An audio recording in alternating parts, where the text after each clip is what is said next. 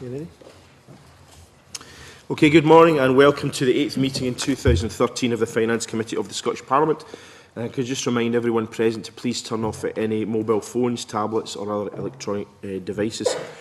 Our first item of business this morning is to decide whether to take item 3 in private. Are members agreed? Members have indicated their agreement. The second item on our agenda today is on the UK budget, which is due to be published on 20th of March. Can I therefore welcome Paul Johnson, Director of the Institute of Fiscal Studies, to the meeting and invite him to make a short opening statement before I open the session up to questions. Paul. Good morning. Thank you. I don't want to make much by way of an opening statement. I think I'll just say a little bit about what we've done in our green budget, thinking about where the budget will be. And I think there are 2 or 3 overwhelming issues which will be facing the Chancellor. The first, of course, is the public finances, which are looking less good this year than they were last year, entirely really down to the lack of growth in the economy. Our guess is that borrowing this year will actually be more than borrowing last year, slightly contrary to what was suggested in the autumn statement, because tax revenues have actually come in less well than hoped over the last couple of months. The options facing the Chancellor going forward are actually not very much changed from the options facing him a year ago. He has responded to the worse economic outlook not by reducing spending further or increasing taxes further in the short run. He's actually allowed effectively the automatic stabilisers to work. He's borrowing a great deal more than he intended in the period up to 2015. He's then got a series of options about what to do after 2015, which I'm not expecting a lot more information about at the budget. We'll find out something at the spending review, which, as far as we know, will be in July, though that's not yet for sure. And then he's got a series of particular options, of course, around the tax system, which we can discuss further if you want to look at specific issues there. But I don't have any predictions about which particular ones he may take on. It seems to us that the big issues in the short run are about the overall balance of taxes and spending and where he makes specific choices. Okay, thank you very much. Given the amount of time we have available, I'm going to try and make the discussion as interactive as possible and give members as much opportunity to come in wherever they see fit. So I'm not going to speak a lot this morning, especially as I attended your lecture last night. So I want to just open up with a couple of questions before I let colleagues come in. First of all, I think we obviously have to start with the background in terms of the global economy and the impact on the United Kingdom and growth forecasts. I mean, the 2.4% prediction for growth in the world, but only 1% in the UK is obviously concerning. But how robust is this 1% figure? Because the concern that we've had is that that forecasts always seem to err on the side of optimism rather than realism. I should begin by saying that I'm no great expert on the macroeconomic forecast. That's not something that we do, and very deliberately. That way we can't get it wrong. I think it's an important point, though. And what's happened, most of the macro forecasts over the last 2 or 3 years are actually based, lots of different forecasters with different outcomes, but they're all based on models which in some sense are similar, and they're models which have a kind of level of trend growth built in and a gap between current output and output at sort of balance of the economy, and they're all calibrated to move from where we are to a period of trend growth at some point, and that's what the bank models do, that's what the Office of Budget Responsibility models do, Treasury models, and most of the independent forecasters as well. And given that we're starting at a point well below trend, though there's quite a lot of disagreement actually about how far below trend we are at the moment, all of these models are effectively calibrated almost to force them to say that a couple of years down the road we'll be returning to a 2.5% growth, and that's effectively what the OBR models did a couple of years ago, and exactly as you describe, as it turns out, they've ended up being rather over-optimistic. Now, my understanding of the OBR, I think rather nicely, as it were, has gone back and said, well, why did we get this stuff wrong? Looking back at the forecast they made in 2010 and 2011. And they put most of that down to a combination of things turning out much less well than they'd hoped in the Eurozone particularly, and in the world economy more generally, and down to higher inflation driven to some extent by commodity prices. So those are the reasons that they give for things turning out worse. It's clearly also related to the fact that that the recovery from a major financial crisis has taken longer across the world than anybody expected. So I don't know whether 1% is going to be the right number for next year, or 2% for the year, or whatever the forecasts are for the year after. Presumably we will at some point return to growth, and let's hope it's next year. Interesting, because last year with the committee took evidence from Robert Choate of the OBR, and the same day I met with Stephen Boyle of the RBS, and when OBR were predicting 0.8%, the Royal Bank of Scotland was predicting 0.2%. And they, one would have thought the OBR would have perhaps been more accurate with greater access to kind of facts and figures than perhaps the RBS, but it turned out to be the opposite. I wanted to talk about an issue which was only very lightly touched on last night, which was the issue of productivity. And it's interesting and disconcerting that output remains below pre-recession levels, but also there's been a fall in labour productivity since 2008. I'm just wondering if you can, for the record, talk about a wee bit much about why you feel that should be. Now, we know that real wages have fallen and profitability of companies has also grown considerably. So is it because of a kind of lack of confidence in the business sector and willing to invest? Investment being 16% below the pre-recession high. Is it because, as our advisor, Professor Bell, has said, the banks are continuing to fund zombie companies, i.e. companies that are not performing well, and in order to protect their balance sheets, while failing to support new entrants? I just wonder if you can talk a bit about that issue. Yes, I'm happy to talk about it. I think this is a really big question to which I don't think there is a single answer. I mean, you're right that what's happened over the last few years has been pretty surprising, actually, to most people.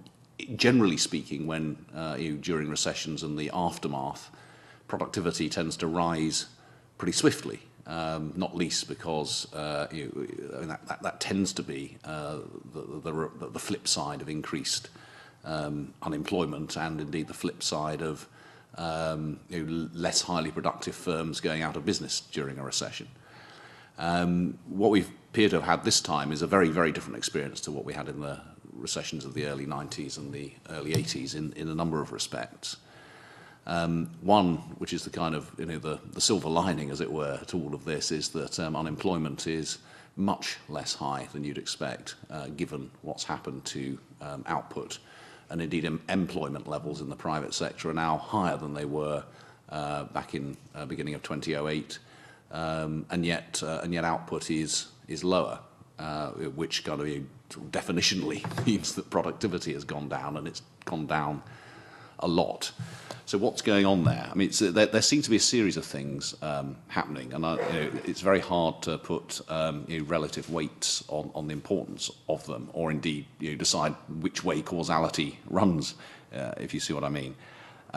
So one thing is just a straightforward question about what's happening in the labour market, and it appears that real wages have been much more flexible downwards than has been the case in the past. Now, there's actually some evidence that started before the recession. There was quite a lot of variability in real wages, and some evidence of downward variability before the recession. And that appears at least to be, to some extent, to be related to institutional changes and to long-term changes in the way that the benefit system works. So I think there's something happening there, and I think it's very important.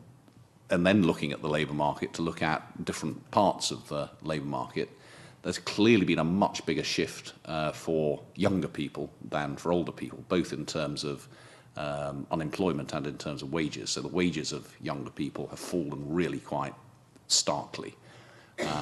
So that the labour market for young people seems to become particularly weak over this period in a way that the labour market for older people hasn't. So that's part of it. It's clearly not the case that the sort of, usually you'd think of productivity being driven, among other things, by the educational skills of the workforce. Now, actually, even over the last 3 or 4 years, the workforce has become significantly better educated. I mean, the proportion of graduates, the proportion of it continues to grow. The proportion of people with no qualifications continues to fall. So it's not that, in some sense, the quality of the workforce has got worse. If anything, it's gone in the other direction.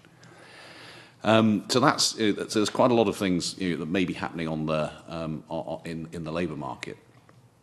Then, in terms of investment, as you suggest, investment by companies has fallen really pretty dramatically, and again, a different story to that which you've seen in previous recessions, in the sense that it hasn't yet recovered at all, really. And that seems, as you suggest, at least partly to do with difficulty. Partly to do with lack of confidence in investment, and partly to do with lack of access to capital, particularly for new companies.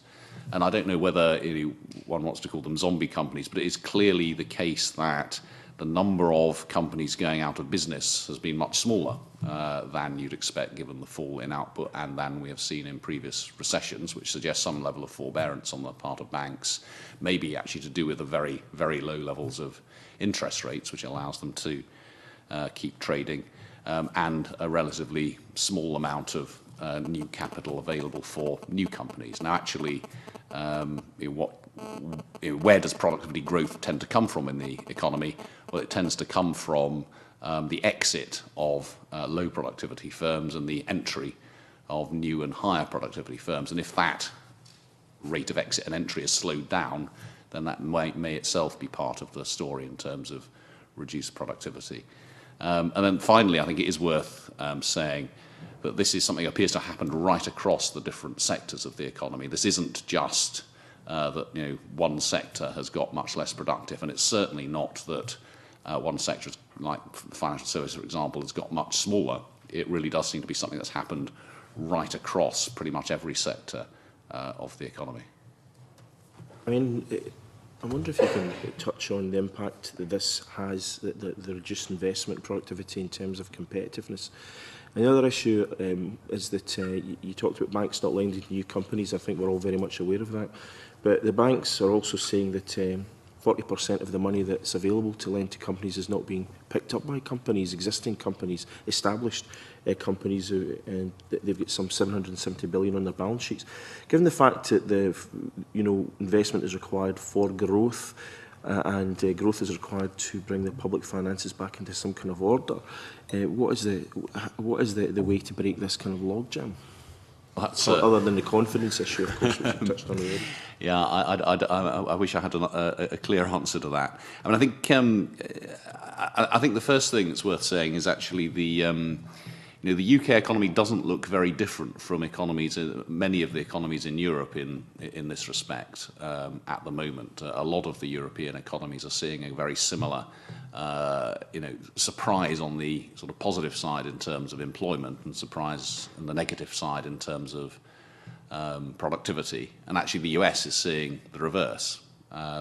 In some ways, the US looks more like Europe used to, and Europe more like the US used to, in the sense that labour markets, certainly in the UK, but not just in the UK, seem to be working pretty well, and productivity seems to be doing much less well, which is kind of much more, the US experience actually in the 1980s recession, for example. The lack of, I think you're right about the lack of, clearly a part of the lack of lending from banks into existing companies itself reflects the fact that they're, particularly the big ones, are sitting on quite a lot of cash and have been for some time now. So I think that is then related to their view about opportunities for productive investment, and they're clearly not yet at a point where they're happy to do that. What will unlock that? I think part of the answer is, and this is where, going back to your first question, which I think was terribly important, is growth in the rest of the world. I think we are unusually dependent, actually, on what happens elsewhere in the world. I don't think there's probably a limit to what we can do to unlock it, within the UK, independently from what's going on in the rest of the world. How you can unlock it, I don't know. There are clearly options around short-term tax breaks for investment, for example, which might bring investment decisions forward. I don't think these kind of tax breaks tend to increase the total level of investment over a period, but they can change the timing of investment, and it may be that changing the timing of investment will itself help kickstart us into a different onto a different path. But I do think most of that will be about timing. Thanks very much. It was to follow on the point of productivity, and especially the point of public sector productivity, which the suggestion is that has actually been improving, despite what you've just said about the rest of the economy, the private sector, which does seem a bit strange to me, and I think maybe it seems strange to others. And I suppose the question I have is how robust are the figures? Are we really convinced that the public sector productivity is improving? I think the short answer is the figures aren't very robust, and no, we're not very convinced. It's incredibly hard. It's terribly hard to measure public sector productivity. There are some bits of the public sector where there is a genuine attempt made to measure outputs. So the number of children educated and the exam results that they get, the number of patients treated, and the number of operations that are provided are measures of output in the health and education sectors. In a large part of public sector, public administration, outputs simply equal input. So number of civil servants just kind of is equated to the output. So it's pretty hard, because you can't really measure the output. The national statistics effectively just keep it at a constant level. In those bits that you can measure, there doesn't appear to, there's clearly been a reduction in inputs. There have been very significant reductions in the number of public sector workers. And thus far, in the way that these things are measured, there doesn't seem to have been a reduction in outputs, whether that be school results or operations or what have you. Now, which implies an increase in productivity. I think two things are worth saying about that. The first is that just because outputs aren't falling in the short run doesn't mean they won't fall in the long run. So the snapshot of outputs at the moment may not be a good signal of productivity in the public sector if the effect of cuts in inputs is lagged in terms of what the outputs will be. Secondly, as I said, a lot of these outputs are very poorly measured. And thirdly, I think it's, to some extent, probably the flip side of what looked like falling productivity over the period of the 2000s, when spending increased and inputs increased right across the public sector. Measured productivity fell. And I think, again, that's probably, at least in significant part, to do with the way that productivity is measured rather than a real fall in productivity. So I would take these figures with quite a significant pinch of salt, I have to say. Well, that in a sense reassures me that my grasp of it was not too far off. Because, I mean, it's not really measuring things like the quality of the degree that somebody's got or the quality of the planning application that somebody's got, that kind of thing. So it's possible that the quality of these things is actually decreasing, although there's more being churned out. That's possible. I mean, we just don't have measures of that. It is also possible that, in some of these areas there was unproductive. There were unproductive practices and unproductive workforces and unproductive inputs, and those are the first things being stripped out. So it's possible that productivity is genuinely rising, but I think it's very difficult to say that with confidence across the board.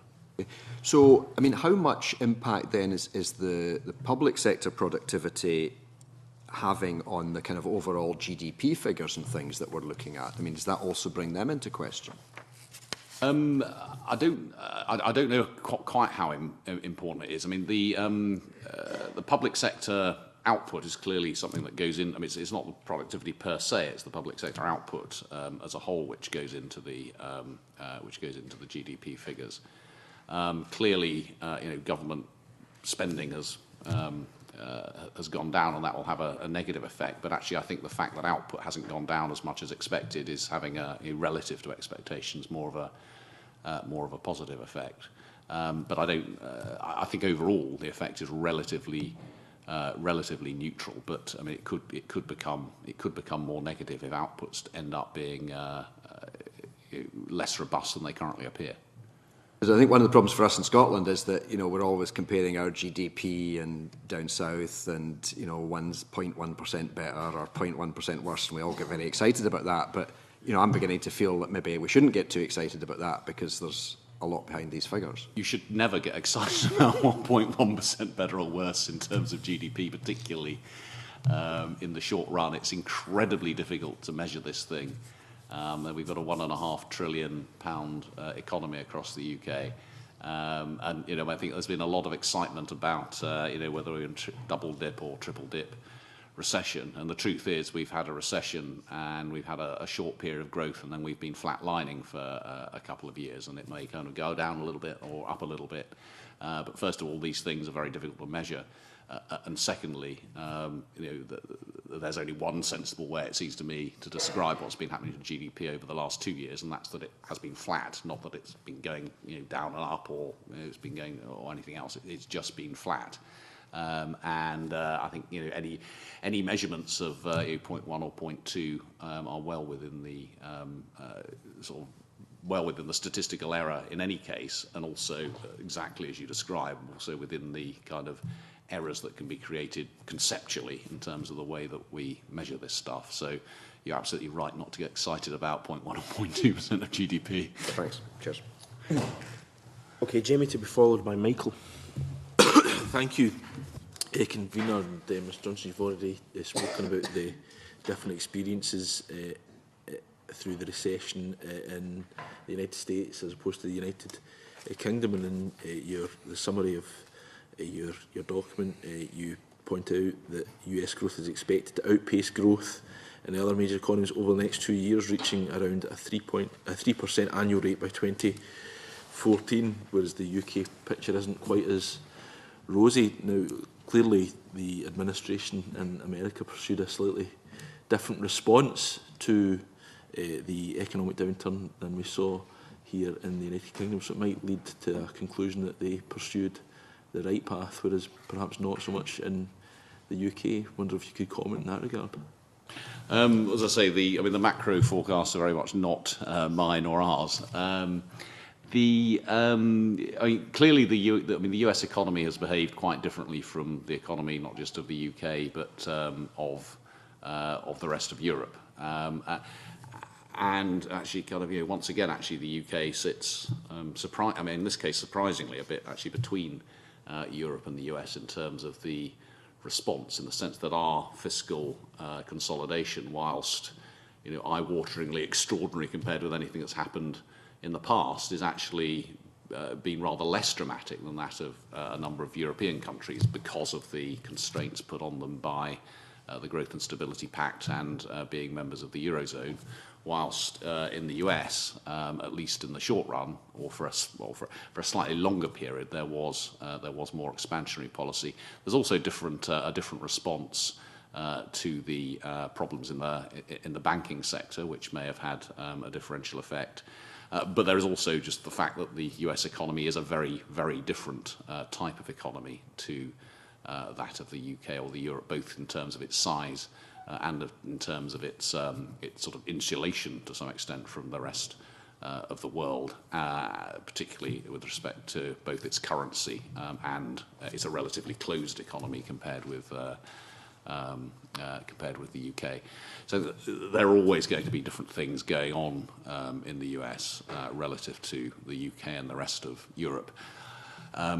The Oxford Economics, who did the macro forecasting work with us for the Green Budget, do take the view that some of that differential growth was down to a looser fiscal policy in the US than in Europe and the UK. They also take the view that a somewhat looser fiscal policy in the UK would have led to more growth. Now, why do they take that view? They take that view because they think, in large part, they think there is a very big gap between where we are at the moment and trend output. And they think that gap is much bigger than the OBR believes. So the OBR thinks we're about 3% below trend output. Oxford Economics think we're about 6% below. But there are other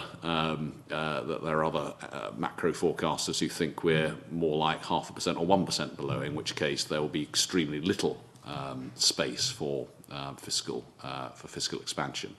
So I think what drives your view on this really does depend on your view about the level of spare capacity in the economy, and I think that's one of the things where, rather unusually, the macroeconomic forecasters are not clustering around a single number. They're actually really very widely dispersed, and it's from the dispersion of that judgment that you get a dispersion of judgments about the likely effectiveness of fiscal policy.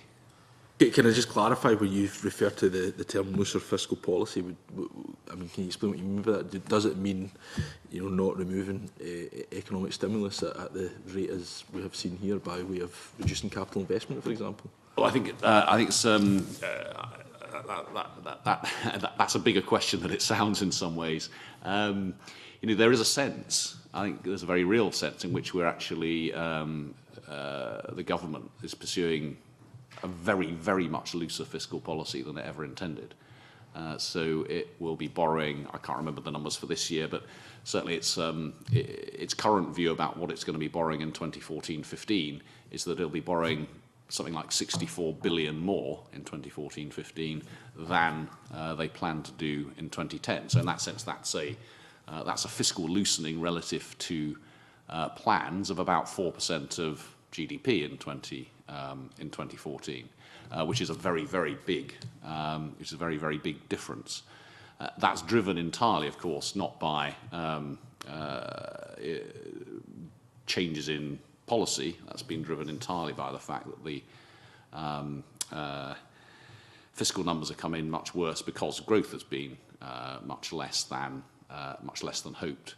And so I think, there is a sense in which the government is talking a very kind of austere policy, but it's absolutely allowing what you might think of as the automatic stabilisers to work within its original set of plans. So I think that's one part of the answer. I think we are.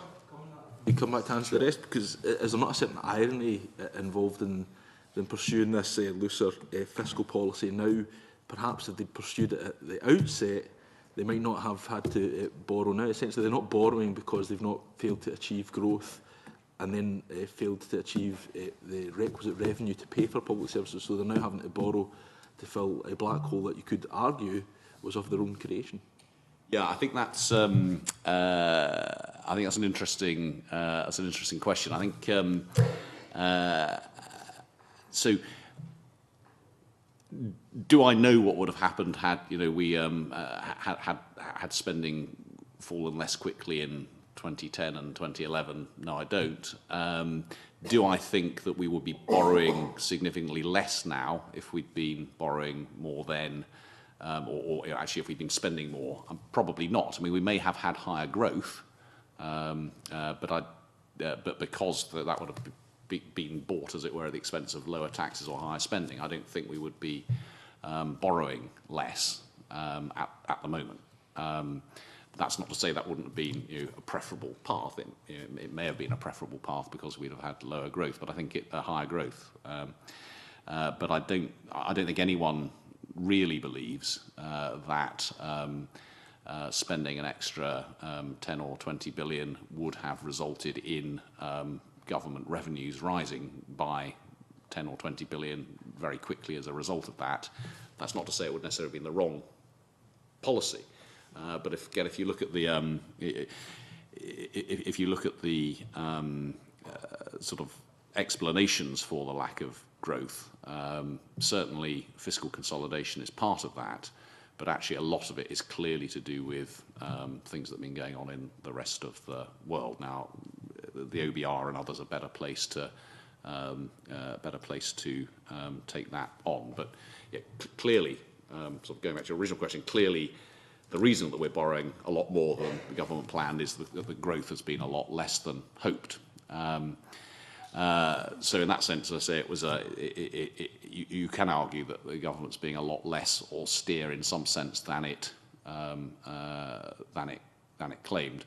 On the other hand, the plans post 2015 are extremely tight, and I think in terms of the way that they're set out, I'd question the likelihood of those plans actually being put into practice. You refer to one of the most significant domestic risks to economic recovery remaining the high level of consumer indebtedness. I presume you're talking about the global collective indebtedness of individuals. Can you quantify what that is in the United Kingdom right now? I don't. I mean, the numbers may be in here. I'm afraid I don't have them in my. I don't have them in my mind. But it's. We're clearly. I mean, if you look at consumer behaviour since the recession, one of the, and again, this is kind of a way in which this recession has been very different from previous ones, which is that consumption has not picked up anywhere near as quickly as it did after previous recessions. So if you look at the recession of the 1980s, you have a fairly steep but short-lived reduction in consumer spending, and then it starts rising very quickly. And consumer spending has not done that this time round, and I think it's probably still below where it was several years ago. Now, part of that is down to a pickup in the savings rate, which itself is related to the very high levels of, or very low levels of saving before the recession and the relatively high levels of debt. Now, to the extent that consumers are continuing, as they appear to be paying down some of that debt, that is clearly a drag. That's clearly a drag on growth and a drag that's going to remain. I'm afraid I don't have the numbers in my mind in terms of quantifying that, but it appears to relate to the kind of recession that we had as a financial crash following a period of very low levels of saving and relatively high levels of consumer debt, and that is something that takes a long time to wash out of the system. Could not then be argued that that this was part of the problem before, though, that the growth was entirely predicated on people getting into more and more debt? So I mean, it was real growth in that they were going out and consuming items, but at the end of the day, when push comes to shove, these people are going to have to pay back this money. Sometime now they're realising actually we do have to pay that money back, and that's what they're doing now. So maybe we're having to rethink our whole approach to this area. The model before maybe wasn't the appropriate one, perhaps. I think the people. I mean, the debt was predicated on an assumption that incomes would continue to grow in real terms at a couple of % a year. I think the key variable is that if you look at what's happened to incomes over the last 5 years, say, people might have expected that their incomes would have increased by have actually risen by 10, 12% over the last 5 years. They've actually, in real terms, fallen by several percent. I mean, the gap between that is incomes are probably, I'm sort of making these numbers up a bit, but 15 to 20% less than people might have expected. And so because their borrowing was predicated on an assumption that their income level now might be 15% higher than it actually is. And that's the kind of difficulty that that's been created. So people were, in a sense, the borrowing was sustainable if the economy had been sustainable and if growth had been sustainable and the growth in people's incomes had been sustainable.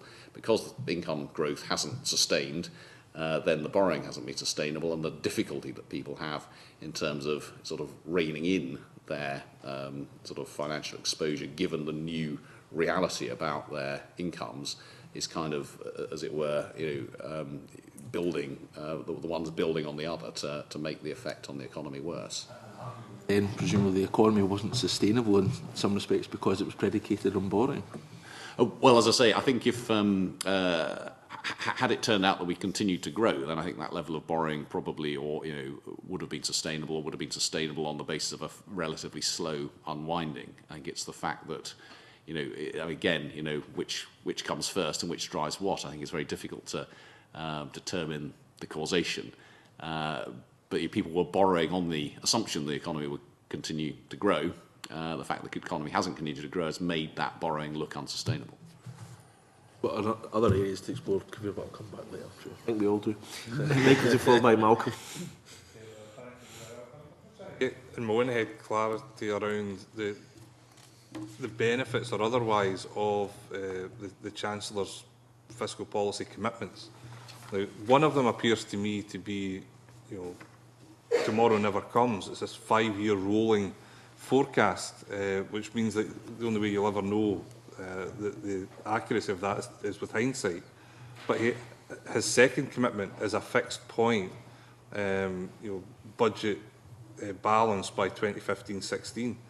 Now, that maybe is one of the reasons why he's had this flexible, fiscal policy.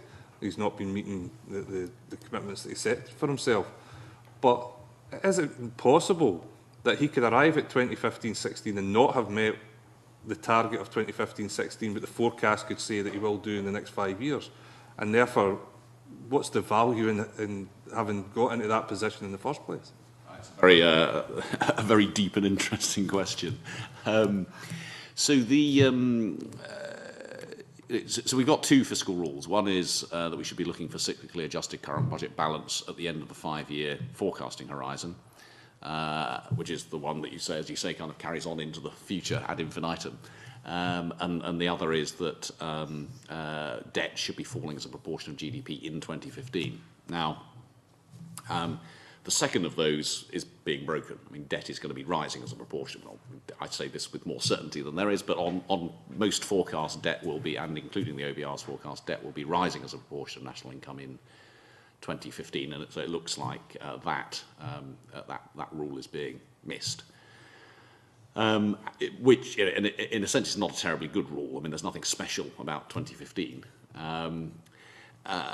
The forward-looking rule actually has, despite the fact that it has this kind of strange effect of never getting to 5 years, it has got quite a lot to be said for it, in the sense that, unlike, for example, the previous government's fiscal rules, which were very much backward-looking, so kind of what you should be borrowing today under the previous government's rules depended on your view about the cycle, potentially, in fact, turned out to be more than 10 years ago.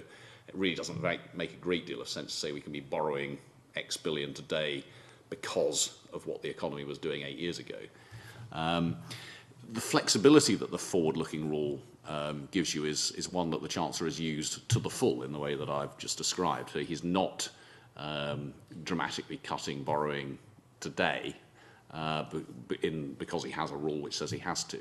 He is saying, what I want to do is set out a credible path to a situation where we get back into back into balance. I think there's quite a lot to be said for that. I mean, for example, if we had rules as the European Union does, the Stability Pact, we would have to be cutting spending or raising taxes today.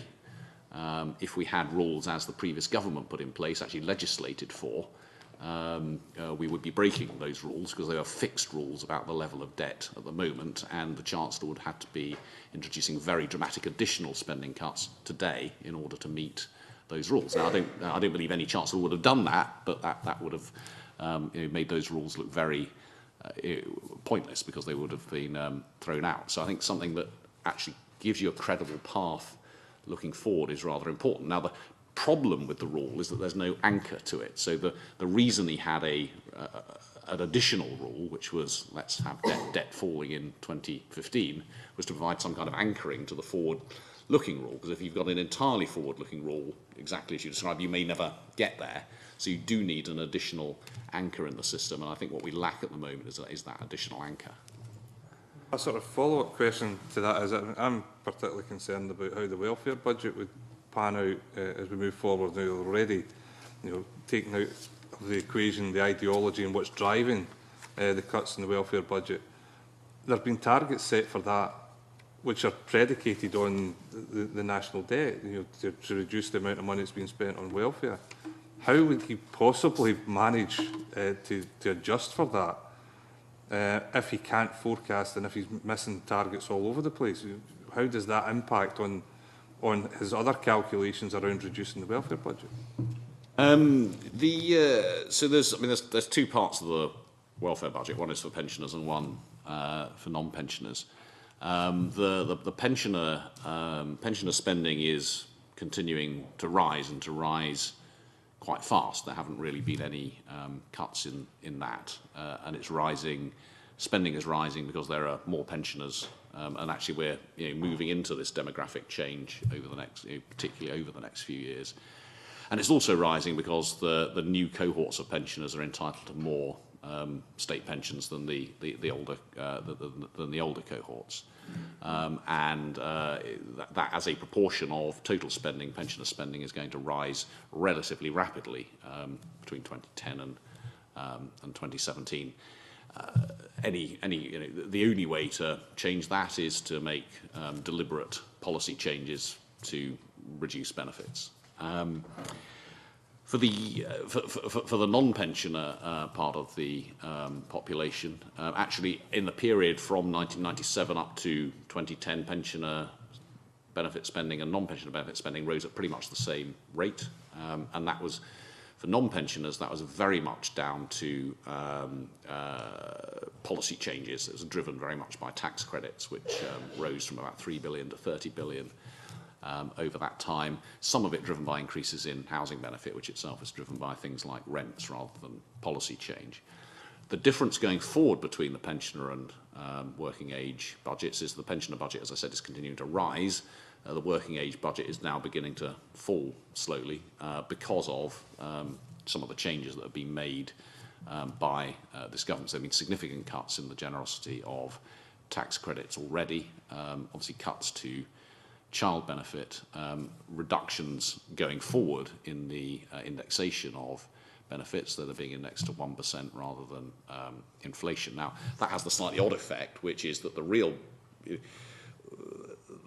value of these benefits is unknown. So if inflation turns out to be high in the future, a 1% limit on the cap means that that's going to be a really very tight policy. If, on the other hand, inflation turns out to be low in the future, then the cut in benefit rates is going to be much smaller than intended. Then there are a whole series of changes to disability living allowance and housing benefit as well going forward, all of which at the moment will result in in a noticeably lower welfare bill going forward. Now, all of this is predicated on unemployment staying at its currently relatively low levels relative to what you might expect given what's happened to the rest of the economy. Now, clearly, if unemployment, and particularly long-term unemployment, starts to grow rapidly, then as you describe, you're going to have very much more uncertainty about the scale of spending there. Malcolm, to be followed by Jean. If I could home in more specifically on the effect that all this may have on the budgets of this Parliament, just dealing with the existing powers, obviously, at the moment. I mean, you said a moment ago you questioned the likelihood of future plans being put into practice, so I'm trying to kind of relate that statement to what effect it might actually have on our budgets. But I suppose the general point to make here, following on from Michael's point, is that I am told that at the end of this financial year, we will already have had 79% of the tax increase, 67% of the cuts in investment, 32% of the cuts in benefits, and only 21%, which is the most worrying thing, of the cuts in resource spending, which obviously would have a big effect on this Parliament. So, but I suppose my first general question is, to what extent could those figures be changed, either in absolute terms or in terms of the time scale of the cuts, by, I suppose, your earlier statement that you didn't actually believe the future plans would be put into practice? I mean, could we end up, just sticking with the resource spending, for example, could we end up with a higher percentage of cuts on that, or could it be over a longer period of time, or could it be over a shorter period of time, or how fixed are those in real terms? So the reason I kind of question, as it were, let's put this into some context in a way. I mean, the government initially was having cuts through to 2014-15. Then in the 2011 autumn statement, because the economy was doing so badly, it pushed it forward 2 years to 2016-17, and then last autumn statement through to 2017-18. So each time there's been worse economic news, the response has been to say, well, we're going to have further cuts in the next Parliament. And so far, they've said, well, essentially we're going to get public service spending to bear the brunt of those cuts. We're not going to increase taxes. We'll probably we'll do something on social security spending in proportion to what we're doing to the rest of public service spending. Now, if you kind of push that out from 2010 to 2017, you see an overall spending cut of about 18%, so nearly a fifth in cut in public spending over the period from 2010 to 2017-18. Now, that's a pretty extraordinary level of cut. But what makes it much more extraordinary is if you protect the health service, which at 120, 130 billion, whatever it is much the biggest bit of spending outside of social security. If you protect the health service and you protect spending on schools, the consequence is that everything else, so police, local government, environment, defence, on average would see cuts of 1/3 over that period. So an on average cut of 1/3 implies more than a 1/3 cut in some of those areas that have done badly so far, which would include local government, for instance, and would include the police. Cuts of more than a third, with big cuts to come after 2015, following substantial cuts so far, as the only way of kind of filling this additional hole, look very, very difficult to, look really extraordinarily difficult to achieve. And so you have to think, well, what are the options following? Whoever, this isn't a political point. Whoever wins the next election, what are the options that they'll face? Well, they could decide to follow this set of plans and, as I say, involve what look like extraordinarily tight cuts for a particular set of public services. They could decide, well, actually, we're not going to protect health.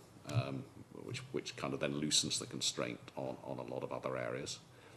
They could decide to increase taxes.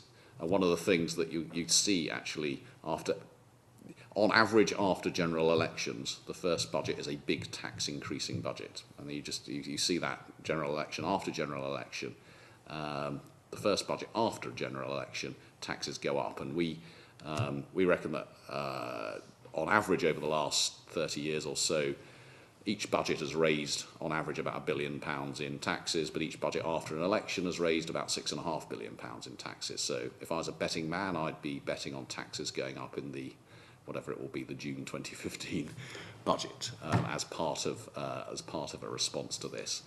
The third possibility, of course, or fourth possibility, I can't remember what number I've got to, is to push out the borrowing, so we borrow somewhat more in the short run than is currently planned, and the last option is to do more on benefit spending, and particularly, for example, on pensioner benefit spending, which so far has been protected. My guess is actually we'll get some kind of mix of all of these things, my guess is that it won't all be ladled onto that relatively narrow set of spending, which it is currently implied will be the only things that are hit. But I don't know.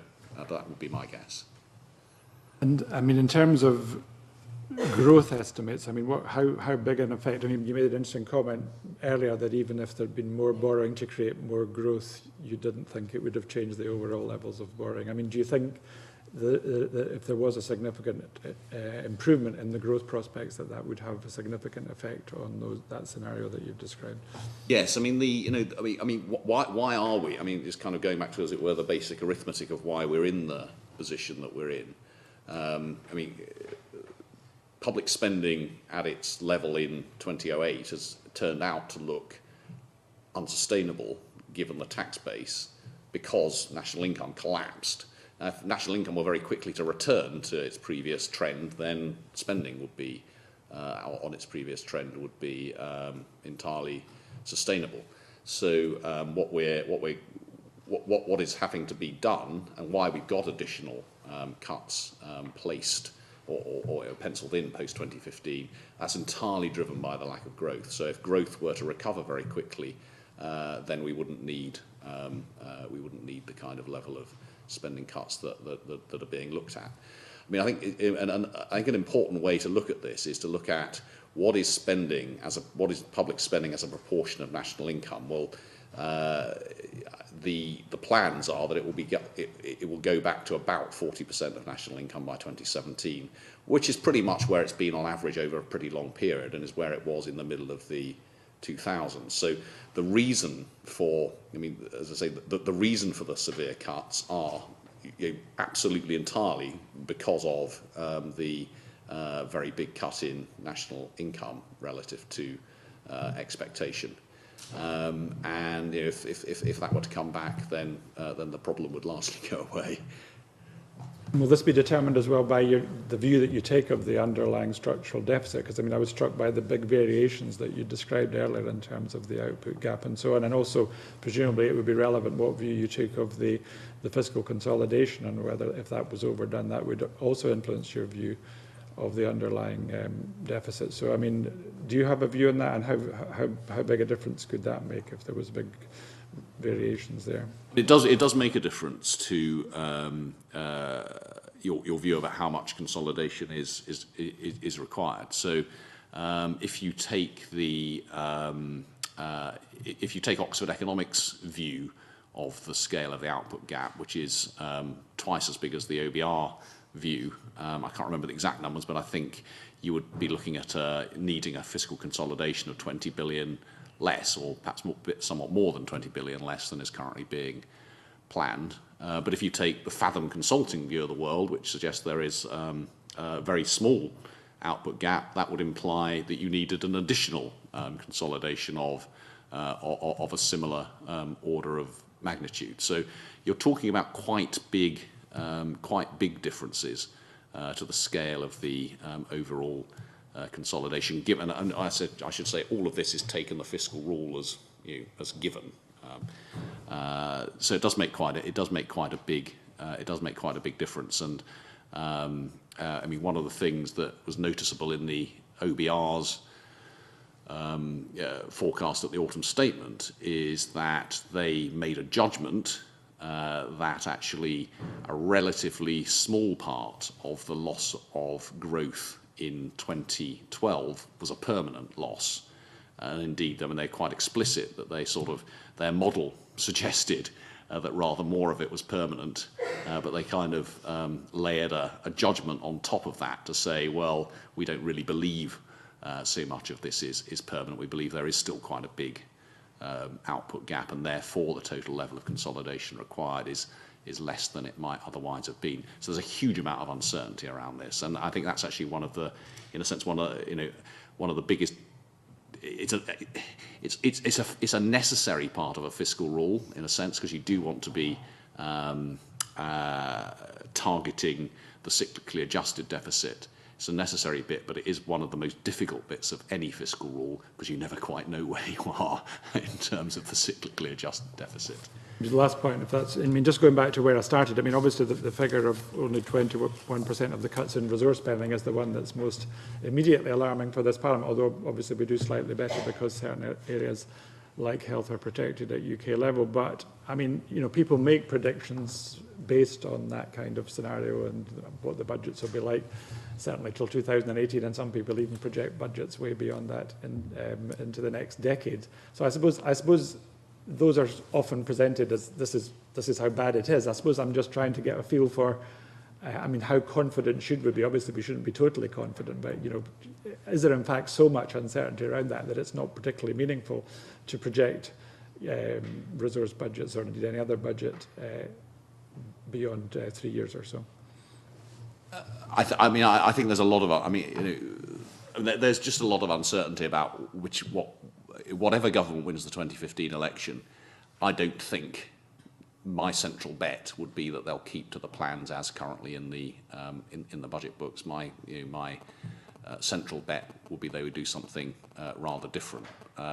So all we've done here is say, well, given what the Chancellor has said about his plans post the next election, this is what that implies for how much has been done so far.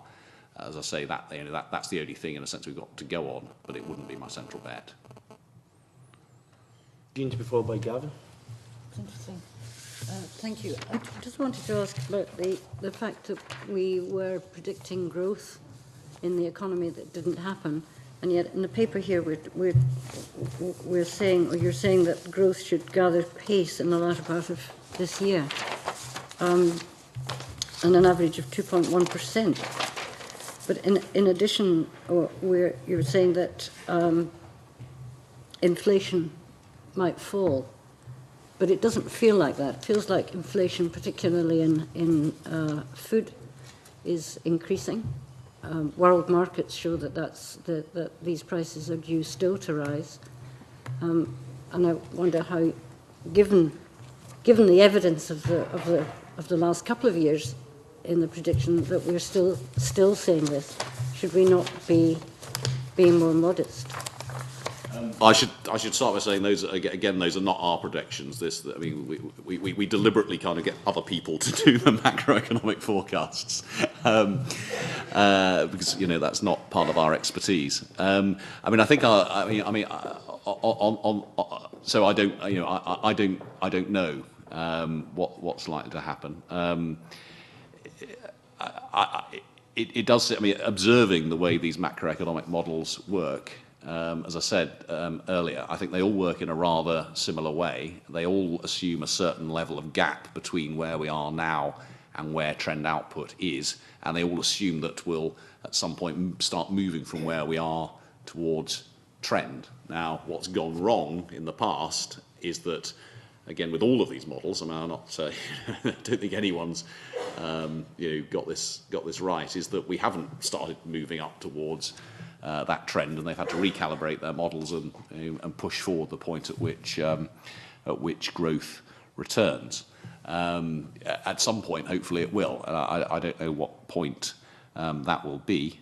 A lot of it, I think, is, as I said earlier, very dependent on what happens in the rest of the world. We're very exposed to what happens in the rest of the world, both in terms of what happens in terms of growth, but also in terms of inflation. We're also exposed on inflation by, for example, the very big fall in the exchange rate over the last week or two. Falls in the exchange rate will have an impact on inflation. It will make us all worse off, and that's what falls in the exchange rate do. I think it's also worth saying that the pattern of inflation has been one of those areas which has had a negative effect not just on growth but also on sort of welfare across the distribution, because the pattern of inflation has been very much focused on necessities like food and domestic energy, which has had a bigger effect on those on lower incomes than it has, relatively speaking, on those on higher incomes. So I think we're exposed both economically and, as it were, socially to higher inflation. Can I also ask you, does the Institute look, I mean, we are the most unequitable society in Europe in terms of rich and poor. So when we compare with Europe, it seems that we might tax those people at the higher income more, and we're resistant to do that. And the government, in fact, reduced the tax for the highest paid and reduced the income for the lowest paid. That doesn't seem to be, when we look across and compare with other European societies, we talk about having a fairer society, and yet none of the economic policies seem to be addressing any of these issues or looking creatively at how we deal with that. Is that just not an issue for the Westminster government? It doesn't care, or it's not bothered? You are right. Inequality in the UK is higher than it is in most European countries. It's not as high as it is in the US and a lot of the sort of non-European OECD countries, but we do have relatively high income inequality in the UK. And that's reflected in both ends of the distribution, as it were. We've got a bunch of extremely high earners, and we've got a lot of people who are on very low incomes. Now, that inequality most of the kind of big increase in inequality in the UK happened in the 1980s. In the sort of 20 years between 1990 and 2010, there was some increase in inequality driven almost entirely by increases in incomes at the top end. So there wasn't much increase in inequality among the bulk of the population, but there was a very, the people right at the top saw their incomes continue to rise quicker than everyone else.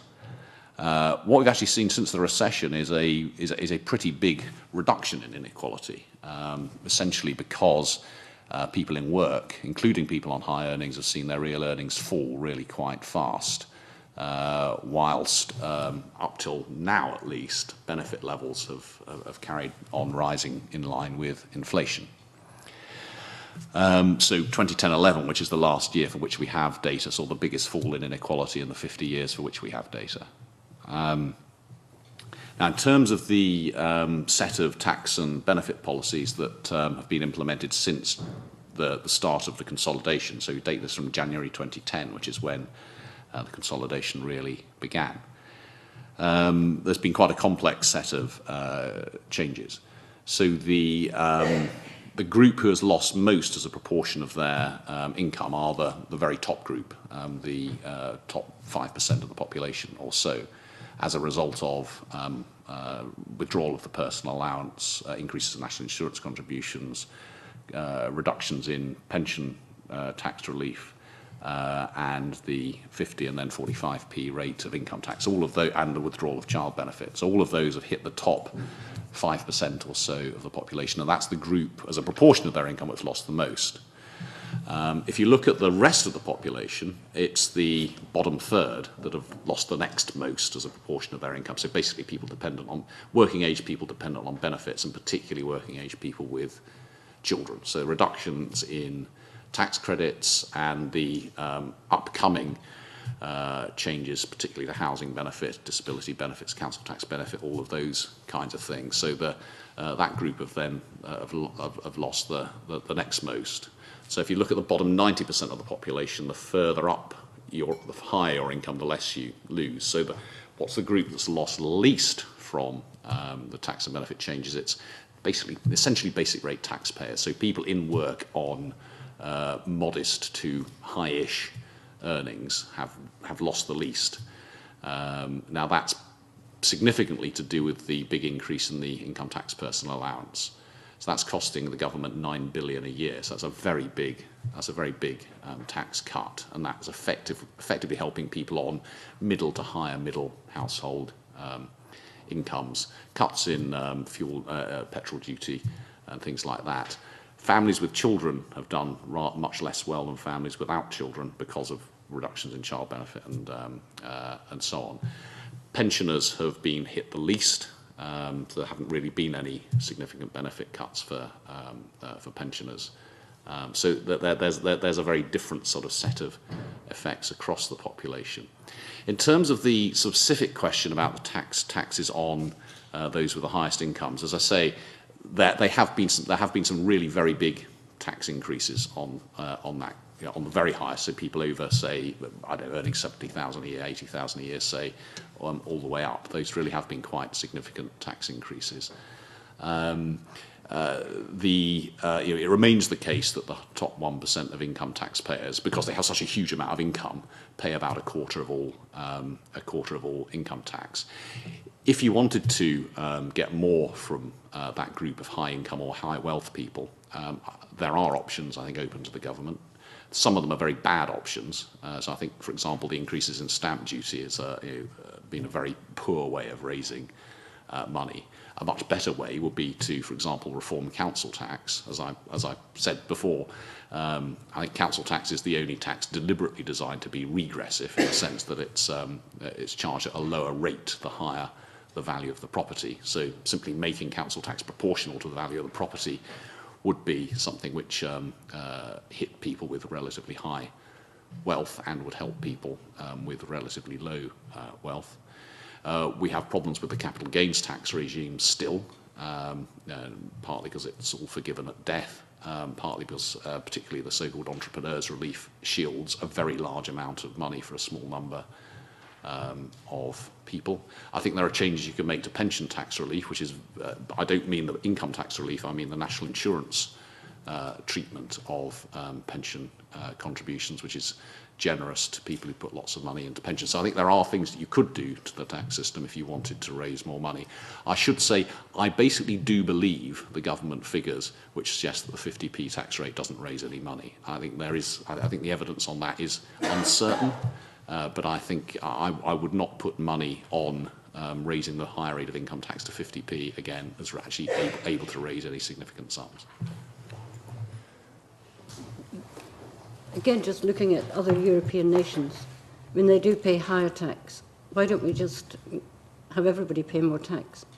There certainly are. I mean, I think, you know, that is an option. There are countries which raise more than the 38% or so of national income from tax, which has been what we've raised sort of on average over quite a long period. So I think if we wanted, for example, to increase the basic rate of income tax by even 2 or 3 pence, I don't think that would be disastrous for the economy. It would raise more money. It's clear that you can operate as Denmark or Sweden or whatever with higher rates of tax as a proportion of national income than we have at the moment. I think if you're going to do that, it's really, really important to get the tax system effective and efficient. And we're some way from that. So the more you get from the tax system, the more important it is that you have a well-functioning tax system.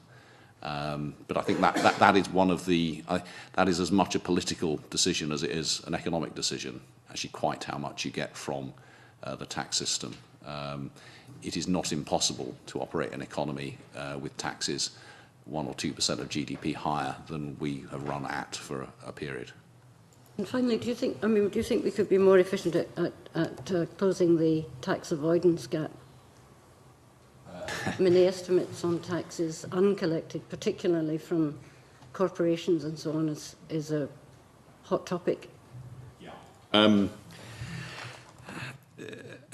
I'm sure there are ways of getting some more money in. I think the corporate tax issue, I think, is it's just a horribly difficult one. I think, by way of background, I think it's very important to understand that we actually raise much more from corporation tax than anyone would have guessed was possible 30 years ago if they were looking 30 years forward. So given what's happened in terms of globalization, given what's happened to the complexity of companies, the fact that we still raise as much as we do from corporation tax, and it has not been on a downward trend over a period, despite the fact that corporation tax rates have come down, it is in some senses a triumph. So I don't think we should sort of be too downbeat about the effectiveness of the corporation tax system. I think that's the kind of first bit of context. Now, the period looking forward over the next 5 years or so, the forecast is for corporation tax receipts to come down a bit, and that's largely because the corporation tax rate is coming down. Now, a lot of the issues around raising corporation tax are to do with multinational companies and where they record their profits. And there's a sense in which this is a zero-sum game. If they're recording them in the Netherlands, they're not recording them in the UK, and vice versa. And that's why, various governments, including the UK, are creating lower rates of tax to attract profits in. So we're introducing this thing called the patent box, which is basically going to tax corporate profits at 10% for those that are associated with patents. That's an entirely to do with international tax competition. That's entirely to stop some of these companies claiming those profits in the Benelux countries and elsewhere, and have them claiming them here. I think it's kind of the most obvious example of tax competition, and it's a bit of tax competition in which the UK is participating with a degree of gusto.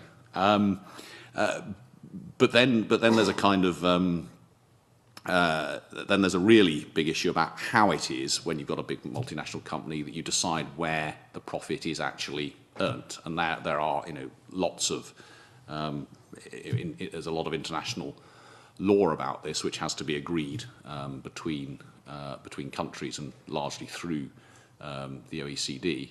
And getting the right economic answer to saying where the profit has been earned is conceptually close to impossible. I mean, the conceptual framework is on the basis of what, when you're looking at transfer prices, it's if you've got a trade within a company, the idea is that this is valued at the market rate, but there's often no market rate, particularly for things like intellectual property. My view is that if you really want to sort this out, you probably need a pretty radical change to the way that corporations are taxed across Europe and possibly more generally towards something like the common consolidated corporate tax base that the European Union has been discussing, which would effectively apportion profits to different countries, rather as happens between different states in the United States. But politically that's very difficult to achieve because there are winners and losers at national level from doing that. Whilst we continue to have the current system, I think we're going to continue to have these rows about where the profits are genuinely earned. But in a sense, as I say, I think the overall context is one in which we should be relatively relieved we're still able to raise quite a lot of money in a way that I think previously we might have thought we would have lost it all by now. Thank you, Convener. I want to focus a few questions on Chapter 2 of the Green Budget, the UK Economic Outlook. But before I do that, I just want to pick up on one of your answers to Jean Urquhart. If I heard it correctly, I think you said that 2010-11 saw a fall in income inequality. They're the most recent figures, I think you said, they're available. Are you able to put numbers on those figures, or just, obviously you've given some of the background to it, but what was the size of that fall? How does it compare to other years and so on? So in that year, in the official figures, incomes fell across the board. So income at in the bottom 10% fell about 1%. Income in the middle, if I've got this right, fell at about 3%, and income at the top fell by about 5%. So that's it's a kind of, the further up the income distribution you are, the more your income fell in that year. And that was sort of on the kind of standard measures of inequality. That's the biggest one-year fall in inequality we saw since 1960. Now, it's the biggest one-year fall. It still leaves inequality massively higher than it was a number of years ago. It certainly doesn't even begin to undo the increases in inequality that occurred before then. We will know the answer for 2011-12. We'll be putting stuff out, I think, in June or July, which will give us an additional year of data. You preempted my next question there. If we look then back at the UK economic outlook, if we return to inflation, I mean, you highlighted, I think, a couple of factors which could drive inflation upwards, and I think you've also highlighted factors that could drive inflation downwards.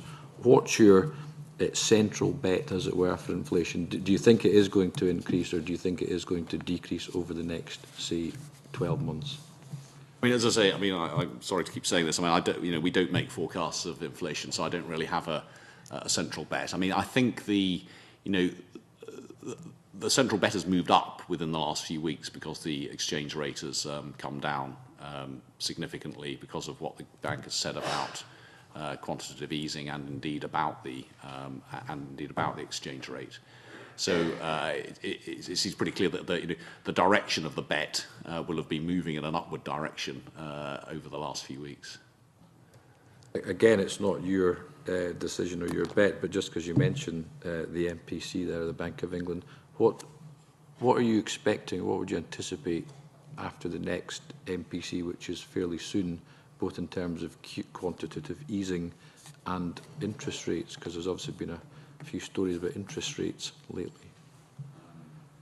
I'd be surprised if interest rates move. I'd be surprised if we do end up in this kind of negative interest rate world that's been suggested. I really don't know about QE in terms of its likelihood. One of the other things you suggested earlier, I don't know if it was a suggestion or just an illustration, in terms of getting the economy moving. I think you were responding to the question, how do you break the logjam? One of the things you mentioned anyway was a short-term tax break for investment, if I've written it down right. Was that an actual suggestion that you would put to the Chancellor if you were here, or was it an illustration of the type of thing that might be done? I would just wonder what your stance was on that. It was by way of illustration rather than firm suggestion. I think I mean, my honest view is that there are, in the short run, there's a limited number of things that you can do to make a big difference to growth. You can make a choice about your fiscal stance, so you could choose to spend more and take a different bet, as it were, which is that spending a bit more in the short run will be good for growth and won't and take the risk, as it were, with what that does for the initial level of borrowing and government debt. Now, there's a trade-off there, clearly. And one of the things that we do illustrate here is, as it were, what I think the biggest risk with that is, which is if we do go down into another serious recession, for example, because the Eurozone breaks up, then UK government debt zooms up to way over 100% of national income. And I think that's the kind of risk that the government have in mind when they think about what is the sustainable level of debt. Now, I don't think anyone believes that if we were borrowing, an additional 10 billion this year, that will be the straw that breaks the camel's back immediately. But it might well put us in a more difficult position if things continue to go wrong, as it were. So I think that's kind of part of the bet. So you could take a bet on the total level of spending. You can do things, as I said, like shift the way in which the tax system works to provide short-term incentives on investment, or you can shift the way in which you spend money. So you spend more on infrastructure, for example, and even less on public services. Now, I think we're fairly sure that if you were spending less on health and more on roads, that would be good for the economy. But politically, that would be an extraordinarily difficult thing to do for very obvious reasons. And then I think there's a whole series of things. So I think governments find it. I think the truth is that it's difficult to do things that affect growth significantly in the short run. There are a lot of things you can do that affect growth in the long run, whether that's to do with infrastructure spending, the planning system, whether that's to do with the tax system, road pricing, whether that's to do with the way you structure the education system. I think all of those things can have effects in the long run, and government should be continually thinking about them. I think it's one of the one of the lessons my sense of the lessons of macroeconomic policy is that governments have less influence in the short run than people believe, and more influence in the long run than people often believe. Thank you. Thank you. If the Chancellor's predictions do miraculously come to pass in all aspects, what would be the impact on the household budgets and the standard of living at the end of that period? I'm trying to remember the numbers. I mean, certainly, at the moment, I mean, our view is that household incomes in 2015 will be no higher than they were in 2001. So a decade and a half of no growth in living standards. And again, that's something we haven't experienced in any period for which we have any kind of data. So you've got a combination of things are going on there. One is actually a surprisingly low level of growth in real incomes over the period up to 2008, followed by obviously a big drop in real incomes, some cuts in social security spending and increases in taxes. So even if earnings start growing as predicted by the OBR over the next couple of years, people in 2015 are still going to be not much better off than they were 15 years earlier, and still worse off than they were in 2008. So 7 years after the recession, household incomes will still be lower than they were in the year before the recession, even if things go out, even if earnings growth starts motoring forward again. Now, to what extent have interest rates been factored into this? Because Gavin touched on interest rates, and there's likely, in my view, that interest rates are likely to remain low for a period of time yet, simply because of the lack of demand in the economy. But if demand does pick up, clearly and interest rates rise, there'll clearly be an impact on household mortgages. Now, given the fact that the property market has not recovered at all since the recession, what would the impact of that be in terms of negative equity and the ability of people to actually, pay their mortgages, so to speak? Would that not itself lead to further economic difficulties down the line? Yeah, I think this is clearly an area where the recession has had a very differential impact on people in different situations. So there clearly are a number of people with mortgages, homeowners, particularly those who perhaps a little not first-time buyers, those who are a little older, who have actually done pretty well in many ways. So they've had very low rates of interest. There's quite a lot of evidence of paying down of mortgages in response to that, and therefore a bunch of households who have done quite a lot to take themselves out of debt. And then there are a group of younger households with higher levels of mortgages, where the mortgage may be very high relative to the value of the house, where an increase in interest rates, particularly for these younger groups who have done particularly badly in the recession, where any significant increase in interest rates could have I'm guessing a pretty significantly negative effect on them. And I think it's one of the things that will clearly be forefront of the Bank of England's mind, actually, when it comes to the point where they're thinking about increasing interest rates, which is what will that effect look like, not just actually on households, but also on companies who will have got used to what is this kind of historically completely unprecedented period of extraordinarily low interest rates. I think the other part of that, of course, is that a lot of these households and businesses won't have seen as much of the low interest rates pushed through as you might have expected. And one of the other uncertainties here will be about how the banks will respond to increases in interest rates. If those increases in interest rates come as the economy is recovering and the bank's balance sheets are recovering, you may see rather less than the full increase pass through, because we'll be in a very different kind of economic world. You talked about income inequality and the fact that 2010-11 had the biggest decrease in inequality for 50 years, because the poorest decile, their income only fell by 1%, whereas middle-income people, it fell by 3% and higher earners 5%. But last night at the David Hume Institute, you talked about as the economy grows, inequality will rise. Now, clearly that's not inevitable. Surely it's down to the policies implemented by the government of the day. Yeah, I mean, look, it is exactly because of what we know, or to some extent because of what we know about planned policies, that we would predict that inequality would rise. So we know that the planned policy is that for this year, next year and the year after, benefit rates for most working age people will rise by 1%. If earnings only have to rise in line with inflation for the gap between people in work and people out of work to grow. If inflation is above 1%, I think we can reasonably assume that's likely. And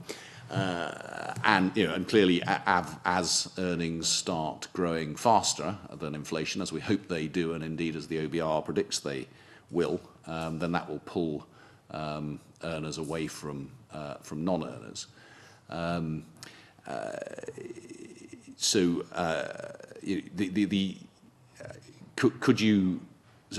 Clearly, by having a different set of policies on benefits, you could mitigate that effect.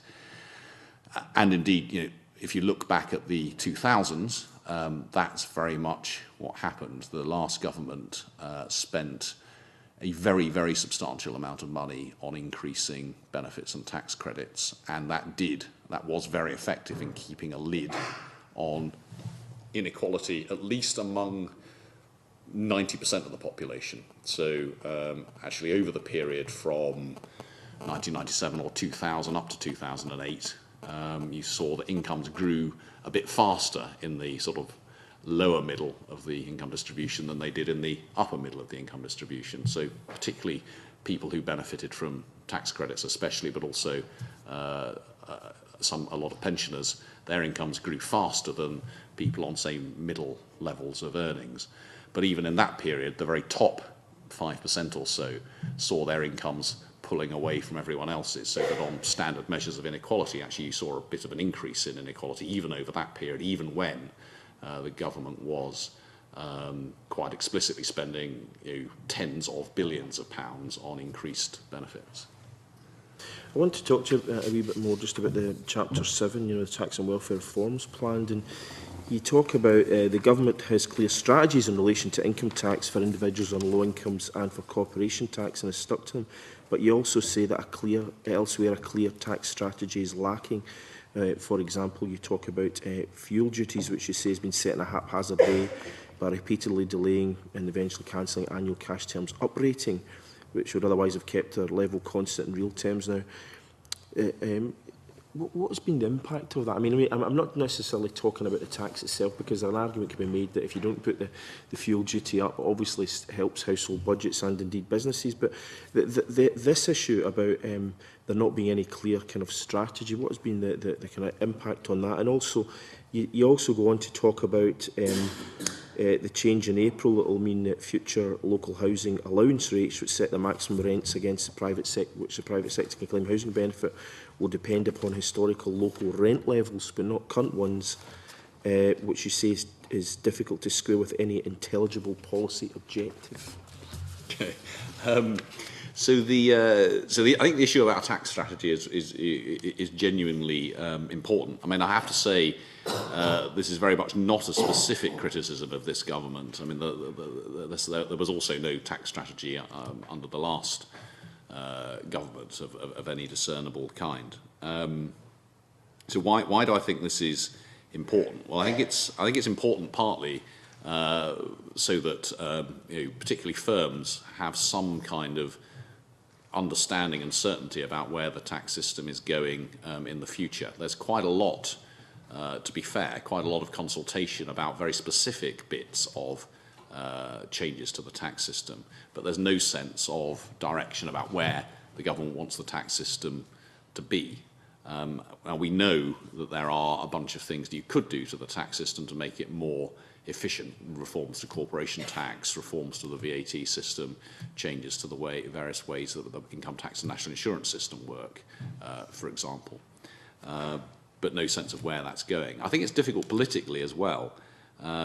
So if you think of last year's budget, which introduced that wonderful word omnishambles into the English language, actually my view is it's not because all of the tax policies in the budget were silly tax policies, but because they weren't seen as part. I mean, they looked like they were sort of thought up on the back of an envelope. They looked like they were a bit of a hodgepodge of different things. But actually moving gradually the boundary between where the 20% rate of VAT and the 0% rate of VAT applies, wherever that boundary is to some extent going to be arbitrary.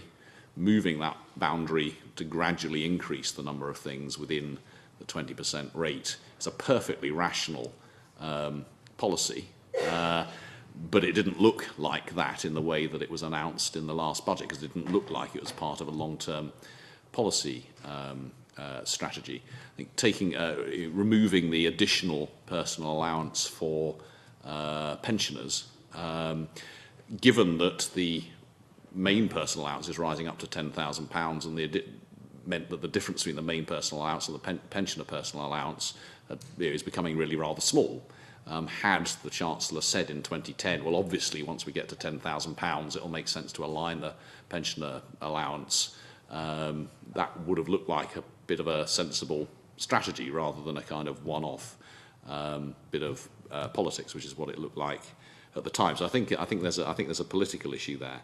And again, I should say this is something that applied to the last government as well, which introduced its lower 10p rate of tax and then abolished it. It introduced very low rates of capital gains tax and then abolished them. It introduced a zero rate of corporation tax and then abolished it. So all of that's economically costly and also politically costly. So I think there's a strong case for, and if you look across the rest of government, whatever you may think of the strategies, we pretty much know what the strategy on health is. We pretty much know what the strategy on schools is. We pretty much know what the strategy on higher education is. We really don't know what the strategy on tax is. And since, taxes raise everything that's spent on everything else, that does seem rather surprising and as I say, economically costly. On your point about the local housing allowance, I think the issue here is exactly as you read out. We will end up in a world in 10 or 20 years' time where the amount of housing benefit effectively you can get will relate to relative rent levels today rather than what's been happening to rents and incomes over the intervening period in the particular area. And it will depend actually on the rate at which, so an area in which rents sometimes rise a lot faster than inflation and then lower, will end up with a different cap to ones where rents rise at the same level each year. So you end up with this kind of very odd system, where the amount of housing allowance you can claim will depend on a bizarre set of historical factors rather than on the current situation in the local area. Okay. Now, I want to let colleagues back. I'm just going to ask you one question, which is, you say in Chapter 9 that stamp duty land tax is wholly ill-conceived and increasing it makes it worse. As you know, we're going to be replacing it with a land buildings transaction tax, and it's just if you've got any kind of pointers as to how we avoid some of the mistakes of stamp duty tax. My understanding is that you've avoided one of the problems by not having it as a sort of tranche system where you kind of, exactly, at the moment, stamp duty, you kind of increase the price of the house by £1 and you increase the tax by as much as if the 2 million end by tens of thousands of pounds, and that's clearly crackers, the technical term. But there is and that does have, that does have an impact on the number of transactions. And it has the real problem is it has an impact on welfare. So I mean, you can imagine two sort of households living next door to each other, one of which has children and wants to trade up, and the other which is their children have left home and they want to trade down. That would be a mutually sort of beneficial transaction, which may very well not happen because the tax costs of doing it are so high. So the costs in terms of economic welfare of these transaction type taxes can be quite significant. It may well reduce labour mobility, which may be quite important. It certainly reduces welfare. A better way of taxing housing would be through a rationally redesigned council tax. That said, I understand why we have a transaction tax on housing, because it's a very easy point at which to raise money, and from the sort of point of view of HMRC, this is a pretty efficient looking tax because it's a very, very easy one to raise. Okay. Jamie, to be followed by John. Thank you. We had a number of questions about taxation and benefits, but a lot of that has been explored, but I still have a few about the welfare reforms, which you refer to in your paper, and in the summary of Chapter 7. You set out that universal credit could constitute a welcome simplification of the current system. I'll paraphrase it slightly, but essentially that's what you're saying. Now, this is commonly, and to be fair, you have cleverly said could constitute, I suppose, but this is commonly said that simplifying the system's a good thing to do, and Michael and myself were on the Welfare Reform Committee here, and when we, at the outset of our own work in this area, we said, simplifying the system, is a good thing to achieve. But in my own assessment of the welfare reforms that have been brought in, it seems to me that that's rather easier said than achieved. And I wonder if you, and this is just where I'm starting to get in my own assessment of the changes, I'm beginning to wonder if they've oversimplified the system. Essentially, they've removed some of the current processes that allow for a nuanced approach to, because clearly people who go through the system have various aspects of their lives that this current system can take account of. In a lot of cases, that's been removed. Do you think that's a fair assessment? Are they oversimplifying, I suppose, is the question? They may be having some unintended consequences. I think, I suspect once universal credit is up and running, I don't think anyone's going to think it's far too simple in terms of the way that it works. Universal credit clearly has a number of big potential advantages, both in terms of if the systems work, in terms of the relative automaticity of payments, in terms of the much less of a change which results as you move in and out of work, so that makes the transition in and out of work easier to deal with, and in terms of the sort of smoother incentive structures that it creates, gets rid of the worst of the work disincentives, and it will, for the first time, really provide a genuine incentive to work a relatively small number of hours. So I think all of those things are going to make are genuine improvements. There are, nevertheless, as you suggest, a number of concerns. I think the biggest unknown, actually, in terms of its effect, is taking away the very salient kind of point at 16 or 24 hours a week, where at the moment, if you work 16 hours a week, or maybe 24 now, your income rises at that point, and there are a lot of people clustered at that number of hours of work, because it's very clear in the system that you're rewarded for working that number of hours of work. Now, the new system will have a very smooth kind of structure, so 11 hours will earn you a little bit more than 10 hours, but not very much, and 16 hours will earn you a little bit more than 15 hours, but not very much. And actually, we don't know how that's going to play out. Are a lot of the people who are currently on 16 hours going to move down to 10, or they're going to go up? We don't know, and the sort of economic models can't quite deal with that, the importance of this kind of salience. So I think losing that salience may be quite significant. I think there are, there are also, there are clearly some distributional issues. There will be winners and there will be losers from this thing. And the fact that council tax benefit is now taken outside of it, and there are a wide range of more and less sensible systems that have been designed across English local authorities for doing this, will, for some groups, undo a lot of the good that universal credit may do. To be clear, I mean, people might be watching this and might not be aware. I mean, in some local authority areas in England, there's not going to be any scheme at all, is there? I think there's some kind of scheme in all local authorities, but there are certainly some where, but there are certainly plenty where people on the very lowest incomes will be losing out, and there are certainly some where the combination of council tax benefit and universal credit will create poverty traps of losing more than 100% of your income as you earn a bit more. Certainly I thought I'd caught on the news that there were some local authorities that were essentially taking the money and wrapping it up in the local authority settlement, and there won't be a scheme. But I mean, right, you may be right. In terms of what's happening here in Scotland, then presumably the fact that the Scottish Government has set up, it's not called council tax benefit anymore, but it's the council tax reduction scheme, which essentially apes the council tax benefit scheme. Presumably that's welcome then for trying to lessen the impact. Yeah, that will clearly make things work a bit better here than it will in whole areas of England.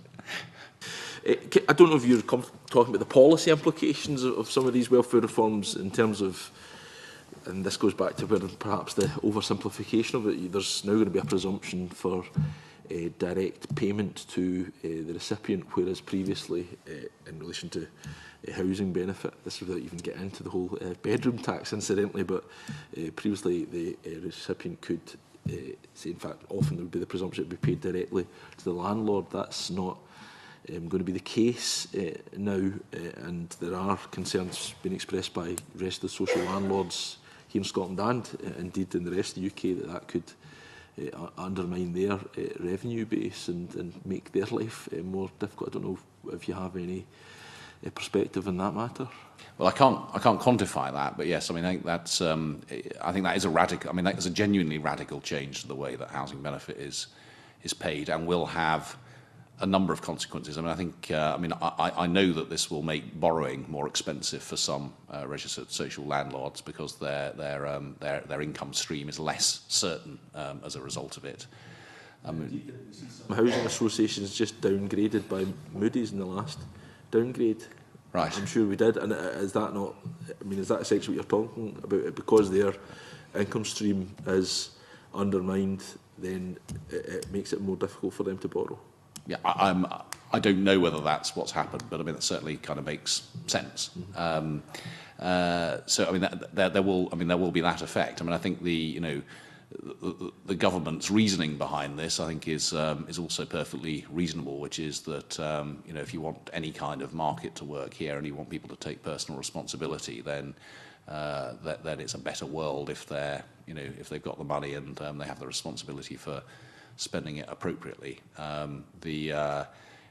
So that's the potential benefit, and the potential cost is that some people will get themselves into arrears and into trouble, and this will cause problems for them and for their landlords.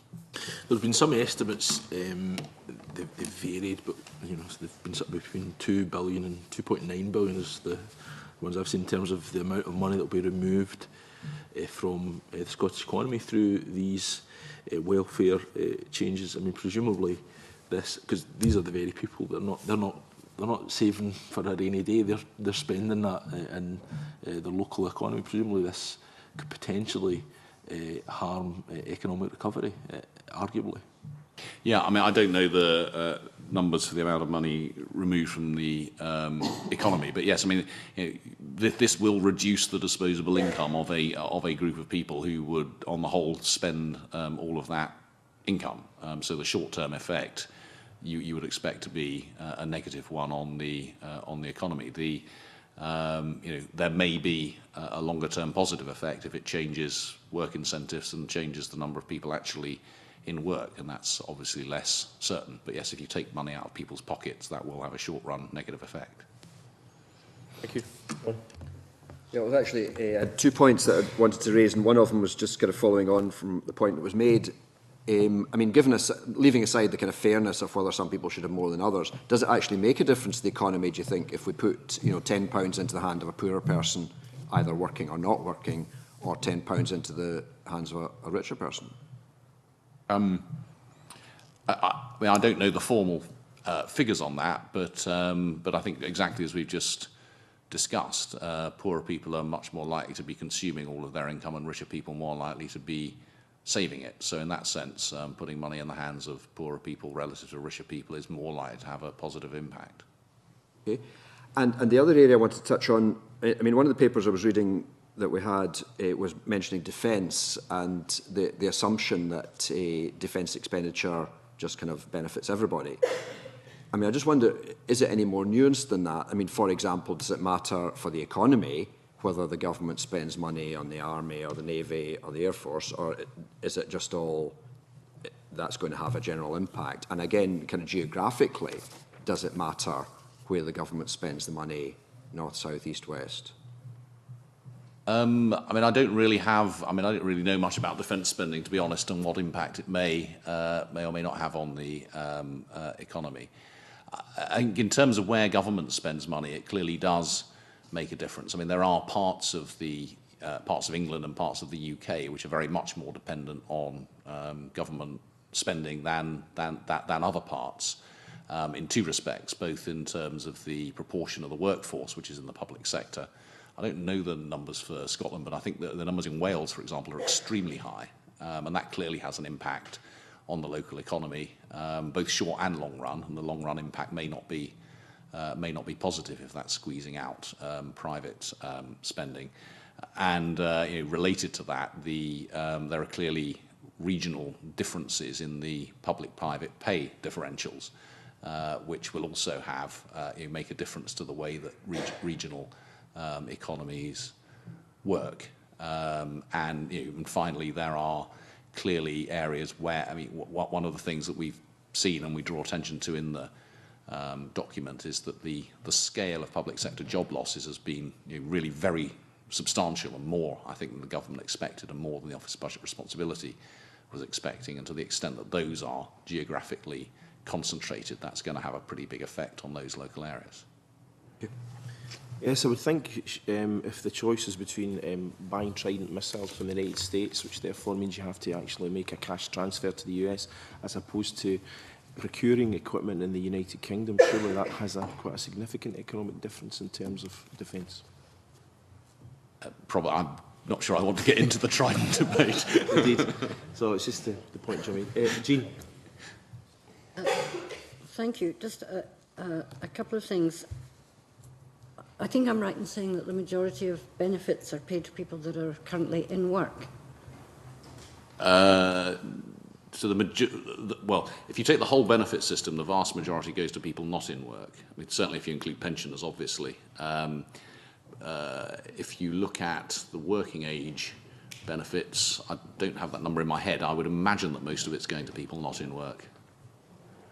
And just a couple of points around that. One is, again, lost income to the Treasury, I guess, but a lot of particularly minimum paid jobs in retail and so on, which are kind of declared a growing sector in the country, are people who work so few hours that they're ineligible to pay national insurance, for example, and so on. It's not that they're not able to work a 40-hour week like everybody else, but there's a policy of employing more people for fewer hours because it benefits the company. And that's one issue. And the other one is the number of companies that are registered offshore in order to avoid, for the same thing, to avoid paying national insurance, and how we can curb that. But my other question is back to inequality, I'm afraid, and that's kind of gender politics. Do you think that there should be, by any chancellor, positive discrimination to see more equality with men and women, given that women are known to be the poorest in society at every level, in fact? I mean, on the first of those questions, yes, we certainly are seeing more people working part-time and small numbers of hours, and a lot of them appear to want to work more hours. How much of that's to do with the national insurance system, I don't know. The national insurance system certainly plays less of a negative role there than it used to, because it's been restructured in a way which is a bit more sensible. But it is an interesting part of the kind of tax lack of strategy that the personal allowance or income tax is rising quite fast, but the point at which you start to pay national insurance contributions hasn't risen at all. And so actually nobody in work has been taken out of direct tax as a result of the increase in the personal allowance, because they're still paying national insurance contributions. I don't think companies being registered offshore makes any difference to national insurance contribution. You pay on the basis of where the person's employed, but there is certainly an issue about there's always an issue about where you start to introduce taxes. In terms of gender equality, I don't want to sort of necessarily take a view on what the Chancellor should be doing in that respect. I mean, I think it remains the case that earnings among women particularly women working part-time, are significantly lower than earnings among men. I think there's been, particularly among full-timers, there's some catch-up in that. The benefit reforms will have differential effects by gender. So, for example, universal credit will affect lone parents differently to how it will affect single people and couples. It's certainly the case, as I described, that families with children generally, I know this isn't necessarily a gender issue, but families with children have done a lot less well as a result of, have done a lot worse as a result of reforms under this government than have those without children. In terms of pension reform, the pension bill that was published a month or so ago will have a significantly positive effect on women in the short run, particularly those who spent time out of the labour market prior to 2002. And so a lot of women retiring from 2018 onwards will get significantly more from the state pension than they would previously have expected. And then I think the last point I'd make on gender is that women make up a very large proportion of the public sector workforce, and therefore one would expect the very large numbers of job losses in the public sector to have a particular impact. Thank you. Thank you. I realise you have a taxi to get in about 15 minutes. I'm just going to ask you one more question, if that's okay, which is basically the impact of the pensions bill on the public finances. That will, as they say, be a game of two halves. The initial impact will be to spend more on pensions in the period from, the government designed this to be cost neutral in the short run. So more will be spent on a group of pensioners, particularly the ones that I just described, but there will be savings from the abolition of savings credit and savings from a group that the government describes as those of mostly living outside of this country who've got fewer than 10 years of contributions.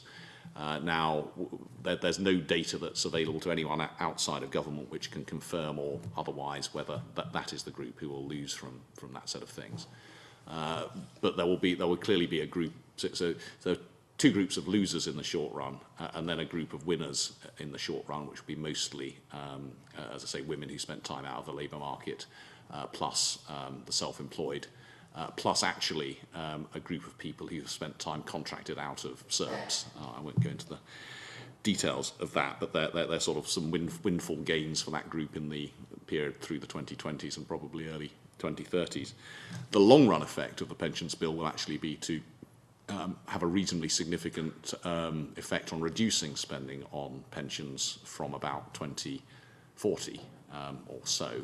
And that's because the pensions bill reduces the pension eligibility of almost everybody in the long run by fixing a single rate at £144, which is less than even low earners or those out of the labour market were earning as a result of the combination of the basic state pension and SERPs, or state second pension, sorry. so the overall result is, I can't remember the numbers, it's 0.5% or maybe even 1% of GDP lower spending on pensions in the long run than was previously planned, and that's quite, I mean, that's obviously quite significant. I mean, the other element of the pensions bill was to suggest, though still not to say in detail how it would occur, that pension age will rise in line with longevity into the long run, and that clearly is an important, a very important component of pension policy and an important determinant of spending on pensions. I should say, sort of by way of advertising, that we're putting out a report this Friday on the effect so far of the increasing female state pension age, because female state pension age is at the moment increasing from 60, and we've got the first evidence on the effect that's actually having on employment rates among 60-year-old women. Well, thank you very much, and I mean that brings our question to an end. I have to say that this is the longest session that anyone has had to endure in the Finance Committee in the 2 years since I've been convener. So thank you very much for your detailed answers. Thanks also to committee members for questions. I'm going to suspend for a couple of minutes because the committee agreed to take the next item in private. I'm pretty sure a lot of members will be keen on a natural break as well. Okay, so come back to your 3 minutes. Thank you.